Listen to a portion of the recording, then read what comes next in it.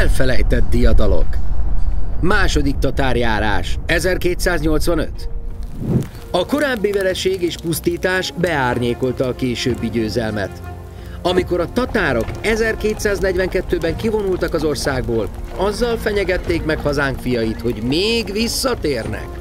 Ez néhány évtizeddel később meg is történt. Ám ekkor nem ők arattak fényes győzelmet.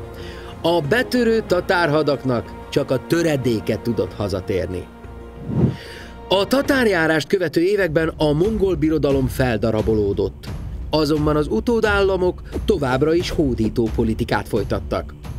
A Magyar Királyság lakói biztosak voltak benne, hogy előbb-utóbb ismét szembe találják magukat a tatárokkal, ezért is tett meg mindent negyedik Béla király az ország megerősítése érdekében. Ugyan nem az ország területén, de kisebb csatákat vívott is ellenük a király. Az ellenség aztán szövetségesi viszonyt ajánlott negyedik Bélának. Fejedelmük és a magyar király gyermekei közötti házasságot szorgalmaztak, emellett zsákmányt kínáltak fel Bélának, ha velük tart Európa többi országa ellen indított hadjáratokban.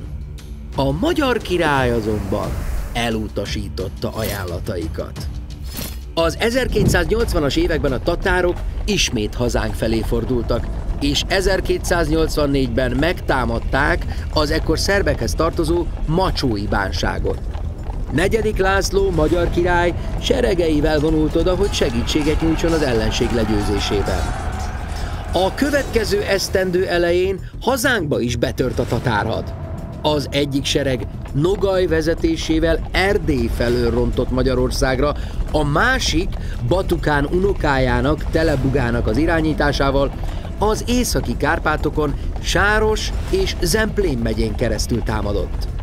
Noha a tatárok oldalán a leigázott rusz csapatok is ott harcoltak, a támadó sereg létszáma a korabeli leírások ellenére biztosan nem közelítette meg Batukán 1241. évi hadának lélekszámát. Feltételezhetően céljaik sem voltak olyan nagyra törőek. Bizonyára befolyásuk megnövelése a magyarság megfélemlítése érdekében és a zsákmány szerzés szándékával törtek be az országba. Ismét kegyetlenül pusztították a lakosságot. A feljegyzések szerint többek között felégették Tordavárát, és egészen Pestig hatoltak, de a budai várba már nem tudtak bejutni. A magyarok azonban rövid időn belül kíméletlen ellentámadásba lendültek. A bárok és a nemesek közül sokan jeleskedtek a tatárokkal szemben. A később kapott birtokaikat ekkori vitézségüknek köszönhették.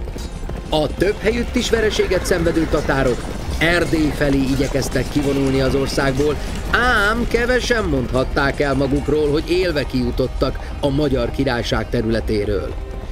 Több helyen útjukat állták, több alkalommal is vereséget mértek rájuk. A székelyek például Torockónál arattak győzelmet felettük, és övéik közül sokakat kiszabadítottak. A menekülő tatárokat a Kárpátokban még a zord időjárási körülmények is megtizedelték. A mostoha időjárást több krónikás is Isten büntetéseként magyarázta. A télen hazánkra törő tatárhadak áprilisban fejvesztve hagyták el az országot. A negyedik Béla idején meghozott várépítési és katonaállítási reformok támogatta a magánhadseregek szervezését, megerősítését, beértek erre az időre.